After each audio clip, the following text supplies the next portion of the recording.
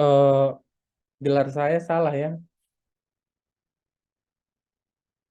Oh iya, Pak. bukan MSI ya, MFAM saya. Oke. Oke, thank you. Soalnya beda nanti.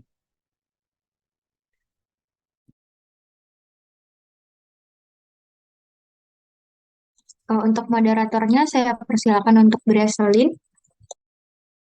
Baik, terima kasih. Selamat malam kepada Bapak dosen dan teman-teman semua. Kami dari kelompok 7 akan mempresentasikan judul kami yaitu Farmakologi Propofol. Berikut adalah nama anggota kelompok kami. Selanjutnya saya serahkan kepada rekan saya. Ini hadir semua, Dek. Hadir, Pak. Yang, hah? Hadir Yang semua ya? presentasi, Pak. Iya, maksudnya yang tadi namanya itu hadir semua atau enggak? Hadir, Pak.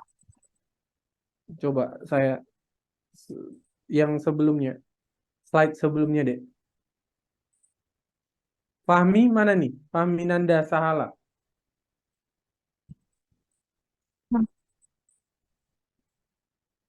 Mana Fahmi? Ini kalau nggak hadir nih saya pastikan ini nilainya. Mau presentasi hari ini tapi nggak hadir temennya nih. Saya tanya sekali lagi ya, jangan ditutup-tutupi kalau nggak hadir. Ini kelompok 7 yang nggak hadir siapa? Iya, Pak. Fahmi, Pak. Fahmi ya. Iya, Pak. Oke, saya gagalkan aja nih farmakologinya. Oke, next deh, lanjut.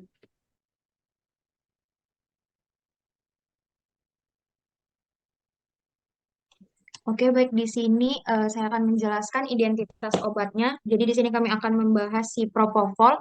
Nama kimia obatnya 26-diisopropilfenol dan struktur kimia obatnya adalah C12H18+O.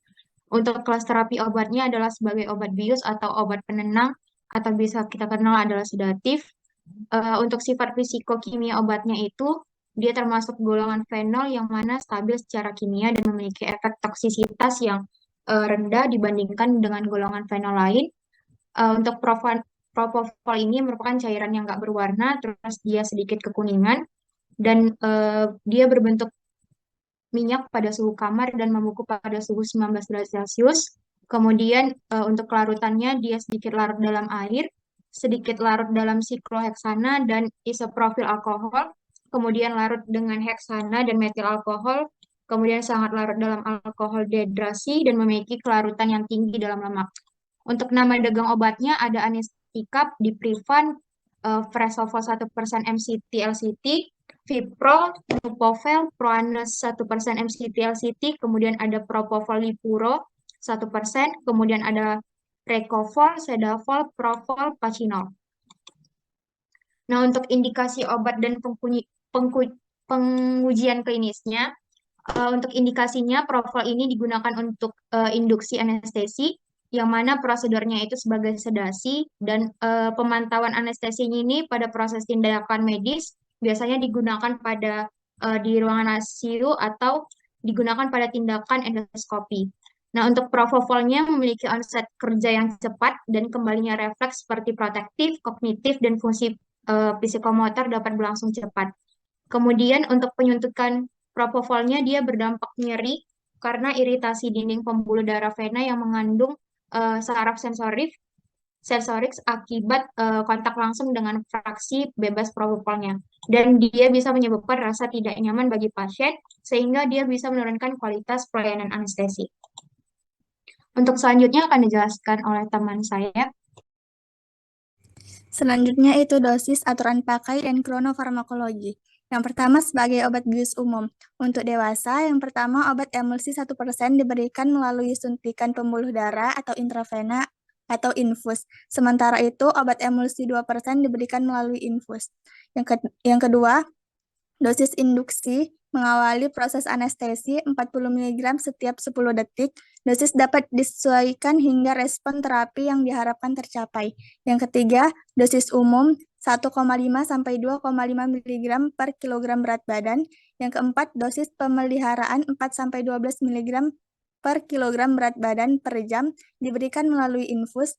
Yang kelima, dosis alternatif 25 sampai 50 mg obat emulsi 1% diberikan melalui intermittent bolus injection. Kemudian untuk lansia, yang pertama obat emulsi 1% diberikan melalui suntikan intravena atau infus, sedangkan obat emulsi 2% diberikan melalui infus. Yang kedua, dosis induksi 20 mg setiap 10 detik. Dosis dapat disesuaikan hingga respon terapi yang diharapkan tercapai. Yang ketiga, dosis pemeliharaan 3-6 mg per kilogram berat badan per jam. Kemudian untuk anak-anak, yang pertama obat emulsi 1% diberikan melalui infus atau intermittent bolus injection pada anak usia di atas 1 bulan, sementara obat emulsi 2% diberikan melalui infus pada anak usia di atas 3 tahun. Yang kedua, dosis induksi 2,5 sampai 4 mg per kilogram berat badan. Yang ketiga, dosis pemeliharaan 9 sampai 15 mg per kilogram berat badan per jam. Next.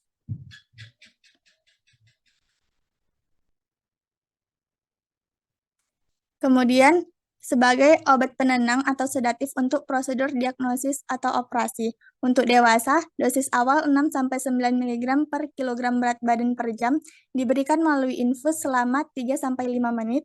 Yang kedua, dosis alternatif 0,5-1 mg per kilogram berat badan diberikan melalui suntikan lambat selama 1-5 menit. Yang ketiga, dosis pemeliharaan 1,5-4,5 mg per kilogram berat badan per jam diberikan melalui infus. Yang keempat, dosis tambahan 10-20 mg obat emulsi 1% diberikan melalui incremental bolus injection jika diperlukan. Kemudian untuk anak-anak, yang pertama obat emulsi 1% diberikan untuk anak usia di atas 1 bulan, sementara obat emulsi 2% diberikan untuk anak usia di atas 3 tahun. Yang kedua, dosis awal 1-2 mg per kilogram berat badan diberikan melalui infus. Dosis selanjutnya dapat disesuaikan dengan kondisi pasien. Yang ketiga, dosis pemeliharaan 1,5-9 mg per kilogram berat badan per jam diberikan melalui infus. Yang keempat, dosis tambahan hingga 1 mg per kilogram berat badan obat emulsi 1% diberikan melalui suntikan bolus jika diperlukan. Kemudian sebagai obat penenang sedatif untuk pasien ICU yang menggunakan ventilator. Untuk dewasa, induksi dan dosis pemeliharaan 0,3-4 mg per kilogram berat badan per jam melalui infus selama 5 menit, dan dosis selanjutnya dapat disesuaikan dengan kondisi pasien.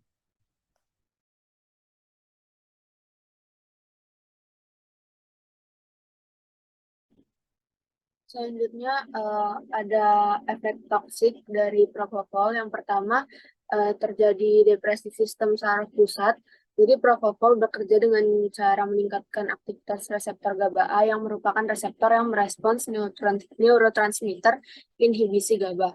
Aktivasi reseptor GABA-A oleh propofol menyebabkan hiperpolarisasi membran sel saraf dan penurunan kesadaran, penurunan frekuensi pernafasan, dan penurunan tekanan darah.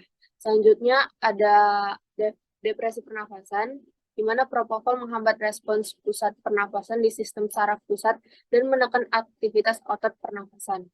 Dalam dosis yang tinggi atau jika digunakan secara tidak tepat, propofol dapat menyebabkan henti napas dan memerlukan intervensi medis segera. Selanjutnya ada efek pada sistem kardiovaskular. Jadi propofol menyebabkan penurunan tekanan darah, penurunan denyut jantung, dan penurunan output jantung.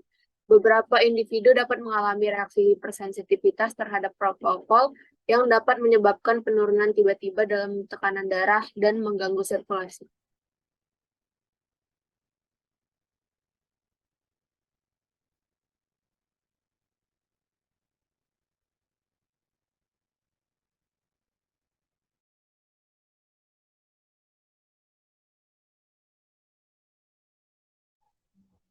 Baik, selanjutnya yaitu farmakokinetika dari obat propofol. Yang pertama itu absorpsi. Propofol ini hanya cocok untuk penggunaan intravena, tidak cocok untuk enteral atau rute pemberian lainnya karena Rasa dari propofol ini yang pahit dan juga bioavailabilitas oral yang rendah yang disebabkan oleh efek pyruvase yang tinggi dan tingkat ekstraksi hati yang tinggi, yaitu lebih besar dari 90%. Di mana penyerapan propofol ini hanya cocok untuk pemberian intravena, sehingga obat propofol ini tidak mengalami interaksi penyerapan. Namun, kehati-hatian perlu diperhatikan juga dalam memberikan propofol ini dengan obat lain, di mana propofol ini mengalami interaksi kimiawi dengan sejumlah obat dan karenanya tidak boleh diberikan melalui jalur intravena yang sama dengan obat khusus, misalnya ciprofloxacin, gentamisin, metronidazole, dan antagonis kalsium seperti nimodipin, verapamil. Pemakaian anestesi intravena seperti propofol ini dilakukan dengan cara menyuntikkan obat ke dalam pembuluh darah vena. Anestesik intravena biasanya bersifat lipofilik, sehingga cenderung terdistribusi ke dalam jaringan lipofilik dengan prefusi tinggi, sehingga efek kerjanya juga cepat. Next.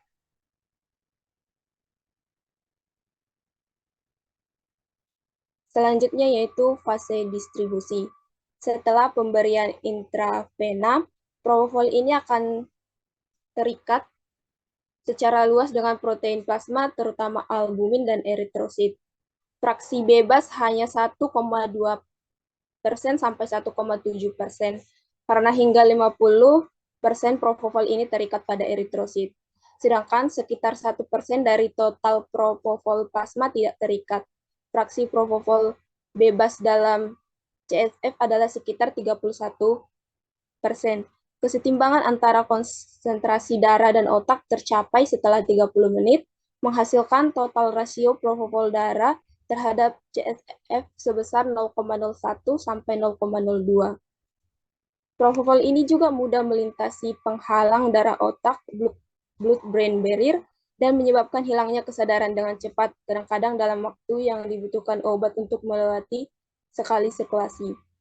Tingginya tingkat kelarutan propofol dalam lemak ini juga menyebabkan onset kerja dari propofol ini semakin cepat, di mana waktu yang diperlukan dari saat pertama kali diberikan bolus sampai pasien terbangun atau waktu paru sangat singkat, yaitu 2-8 menit. Redistribusi ke dan dari kompartemen lambat juga terjadi dan disebabkan oleh kelarutan propofol yang tinggi dalam lemak. Kompartemen ini memiliki kapasitas yang besar untuk menyerap propofol yang menghasilkan volume distribusi yang sangat besar pada kondisi stabil. Selanjutnya akan dilanjutkan oleh teman saya.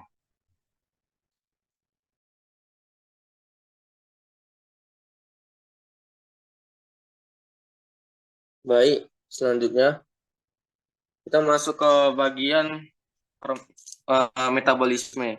Nah, propofol ini termetabolisme di hati sebesar 70% propofol terkonjugasi menjadi bentuk propofol glukuronida oleh uridin 50 difosfat atau UDP glukuronidintransferase dan sekitar 29% propofol dihidroksilasi menjadi 2,6 diisopropil, 1,4 quinol, 4 hidroksi propofol. Metabolit propofol selanjutnya dikonjugasi untuk membentuk 2,6 diisopropi, 1,4 quinol sulfat. 2,6 diisopropil, 1,4 quinol glukuronida dan 2,6 diisopropil, 1,4 quinol glukuronida. Setiap terjadi penurunan aliran darah di hati, maka secara bersamaan akan menurunkan laju metabolisme propofol. Enzim utama yang berperan dalam glukuronidasi propofol pada mikrosom kortikal hati dan ginjal adalah urinidin propofol. Enzim utama yang berperan dalam propofol dalam mikrosom kortikal hati dan ginjal adalah urinidin glukuronitransferase ekskresi. Setelah dimetabolisme, sekitar 88% propofol diekskresikan dalam urin kurang lebih selama 5 hari. Kurang dari 0,3% dari propofol yang diberikan langsung diekskresikan. Propofol juga diekskresikan melalui pernapasan. Jumlah propofol yang diekskresikan dengan cara ini sangat kecil. Jalur eliminasi utama propofol adalah dengan glukuronidasi. Hanya 0,3% dari dosis yang diberikan diekskresikan tidak berubah dalam urin. Ini memiliki rasio ekstraksi hati yang tinggi, dan karenanya pembersihan hati adalah aliran darah terbatas. Karena clearance propofol 30 ml per kilogram per menit lebih tinggi daripada aliran darah hepatik yang diterima, tempat eliminasi ekstravatik telah diselidiki. Lanjut.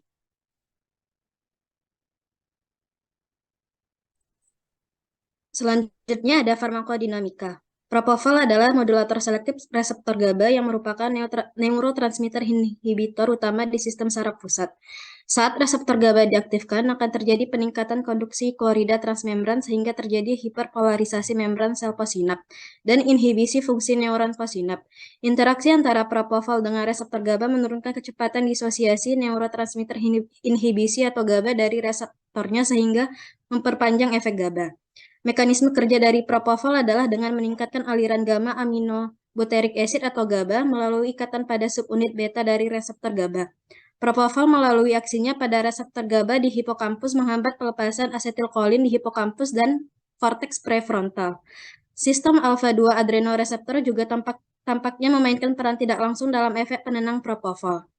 Propofol juga bekerja pada penghambatan dari subtipe N-metil D-aspartat atau NMDA dari reseptor glutamat melalui modulasi kanal sodium, sehingga menyebabkan efek pada sistem saraf pusat atau SSP. Propofol tidak memiliki komponen analgetik.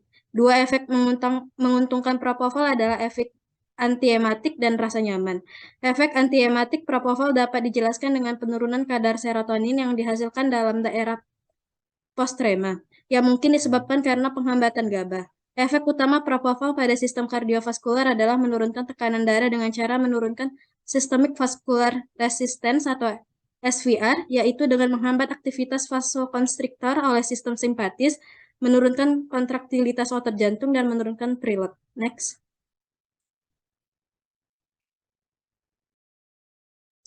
Selanjutnya,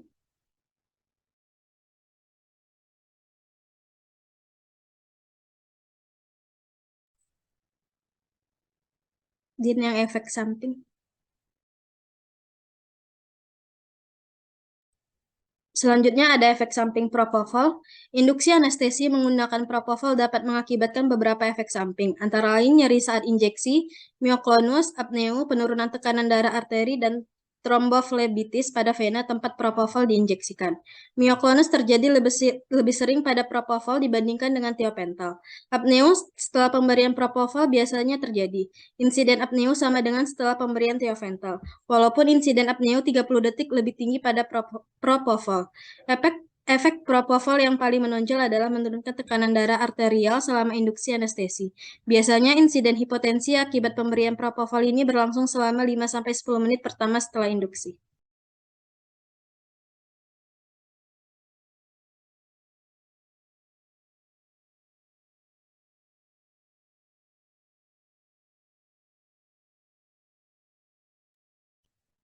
Selanjutnya ada interaksi obat dengan propofol. Yang pertama, interaksinya dengan opioid, misalnya fentanyl. Jadi efek interaksinya itu sedasi yang dalam dan analgesia yang lebih baik. Adapun mekanismenya, kombinasi propofol dengan opioid dapat saling meningkatkan efek penekanan sistem saraf pusat dan menghasilkan efek sedasi yang lebih dalam dan analgesia yang lebih baik. Yang perlu diperhatikan yakni peningkatan sedasi yang berlebihan dapat menyebabkan depresi pernafasan dan tekanan darah rendah. Pemberian dosis yang tepat dan pemantauan yang ketat diperlukan. Yang kedua, ada interaksinya dengan benzodiazepin, misalnya diazepam. Efek interaksinya yakni sedasi yang dalam. Mekanisme interaksinya, kombinasi propofol dengan benzodiazepin dapat saling meningkatkan efek penekanan SSP dan menyebabkan sedasi yang lebih dalam. Yang perlu diperhatikan, peningkatan sedasi yang berlebihan dapat menyebabkan depresi pernafasan dan tekanan darah rendah. Pemberian dosis yang tepat dan pemantauan yang ketat diperlukan. Selanjutnya ada interaksi dengan obat antihipertensi, misalnya beta blocker. Efek interaksinya penurunan tekanan darah yang lebih dalam. Adapun mekanisme interaksinya, propofol dapat menurunkan tekanan darah. Kombinasi dengan obat antihipertensi seperti beta blocker dapat meningkatkan efek penurunan tekanan darah.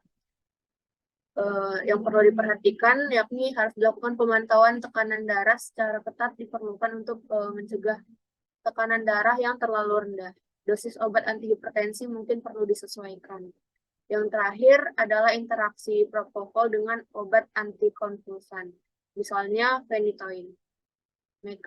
Efek interaksinya penekanan kejang yang lebih baik.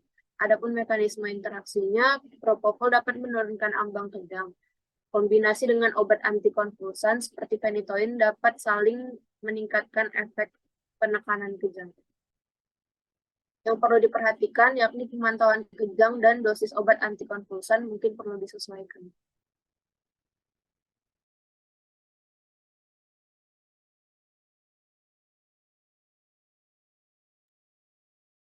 Informasi yang perlu disampaikan kepada pasien dan tenaga kesehatan. Yang pertama, beritahu dokter mengenai riwayat alergi yang pasien miliki. Propofol tidak boleh diberikan kepada pasien yang alergi terhadap propofol, telur, atau kacang kedelai. Beritahu juga dokter jika pasien menderita gangguan metabolisme lemak. Propofol sebaiknya tidak digunakan pada pasien tersebut. Beritahu juga dokter jika pasien menderita epilepsi, kejang, diabetes, gangguan paru, hiperkolesterolemia, gangguan pernafasan, stroke, penyakit ginjal, hipotensi, anemia, penyakit liver, atau penyakit jantung. Jangan mengemudikan kendaraan atau melakukan hal yang membutuhkan kewaspadaan hingga setidaknya 24 jam setelah penggunaan propofol, karena obat ini dapat menyebabkan pusing dan kantuk. Segera laporkan ke dokter jika terjadi alergi obat, efek samping yang serius, atau overdosis setelah penggunaan propofol.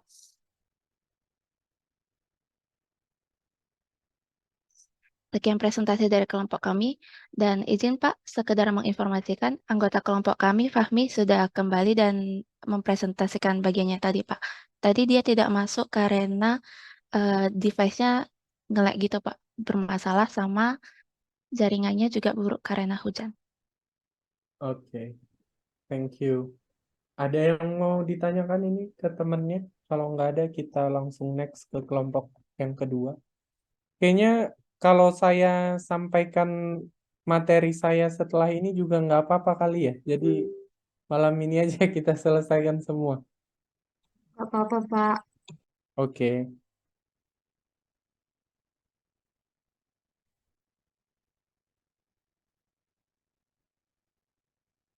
Oke, kelompok yang ke-8. Mana nih orangnya?